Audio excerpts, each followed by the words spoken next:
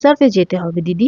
আমি বললাম ভাগ এখান থেকে, নতুন মানুষ পেয়ে যা ইচ্ছা তাই ভাড়া চাইবে নাকি? হ্যাঁ, আমি একদম মুখের ওপর বলে দিয়েছি। ঠিক স্টুডিও লোকেশন খুঁজতে খুঁজতে আমার নাজেহাল অবস্থা। অনেক কষ্টে সৃষ্টে একটা টোটো পেয়ে গেলাম যে কিনা স্টুডিও লোকেশনের কাছাকাছি যাবে। যাই হোক, শেষমেশ স্টুডিওতে পৌঁছালাম। এই যে দেখো, চিত্রছায়া স্টুডিও। স্টুডিওটা বেশ বড়সড়, আমার ভীষণ পছন্দ হয়েছে স্টুডিওটা। আজ যে আমি কার মুখ দেখে উঠেছিলাম না, মানে প্রতিটা শুটেই আমি ফার্স্ট মডেলের জন্য ওয়েট করি, কিন্তু আজ মডেল আমার জন্য ওয়েট করছে। ও মাই গড!